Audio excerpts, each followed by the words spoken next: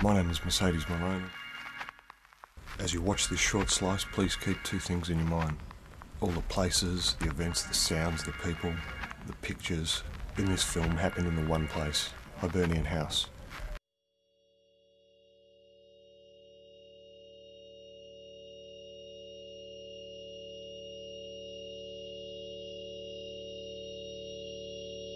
I walked first into this building deep into the late hours of some night one time in 1999. The air thick with pre-millennium tension, I plunged into a timeless world of light and shadow. It was unlike anything I've ever seen or felt in this land. Caught in a romance for a building that looked like a living film set. That's my alter ego rendered in celluloid, wandering through this decrepit paradise. It was then that we discovered the Hibernian Friendly Society dentist. An abandoned space, a figment of a dream. A year and a half later, with two old high school buddies, Jammer and the Dangler, we began to convert this delinquent, junky skeleton. For innumerable months we slept on the floor amongst the building construction chaos. We ran power out of a single extension cord from our old place next door. We physically yanked and tore its stuff until we could erect instead what we saw in its place. We recycled plenty, we Robin Hooded a bit, and we relied heavily on the generosity and all-in support of like-minded colleagues. Because it's a commercial lease, you can pull apart walls and move and shift things around and flex the space around and just create your own zone as an artist, which is a very important thing, to have some autonomy where you live. This building is a network of sculptors and painters and weavers and poets and writers, filmmakers, musicians, photographers, sound artists. This building just has a natural sort of tendency towards harbouring creativity, and I think that we just sort of caught on to that and made it, opened the doors to everybody to come and see. So now, nearly 5 years on, with this Space Not Gallery and the Frequency Lab, and realistically we've hosted thousands of creative outpourings. The inspiration behind Not Gallery and the Frequency Lab was a lack of space in Sydney in the late 90s to perform music, to show your works. The building is nestled amongst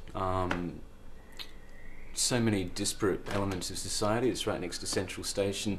There's a whole lot of rag trade, there's a lot of designers, there's a lot of architects and musicians. There's this crazy coming together of energies in the area, and I think for a lot of artists and musicians that's incredibly inspiring or invigorating or stimulating. There's a natural magic of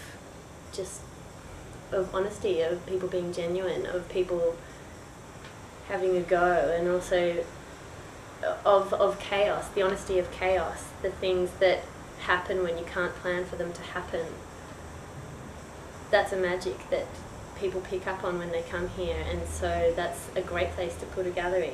Unlike a lot of other galleries out there, it is quite a warm and inviting, homely kind of environment, so when people come into the space, be they artists or musicians or performers or just audience members and viewers, they tend to feel welcome. And so they feel relaxed enough to look at things that people have made in a not so judgmental spotlight, and also just in a very casual way, in a human way. Not Gallery is one of the last remaining warehouse spaces, warehouse galleries and performance spaces in Sydney. There have been many of them over the years in Surrey Hills in the inner city. The building exists in a nice little loophole where it's just prohibitively expensive to try and renovate it to any respectful standard, and yet it's still quite livable. And just in the last 5-10 years, with the sweep of gentrification and beautification of the city of Sydney, we've seen most of them converted into apartments. So I guess in a way it's one of the last bastions of creative bohemia.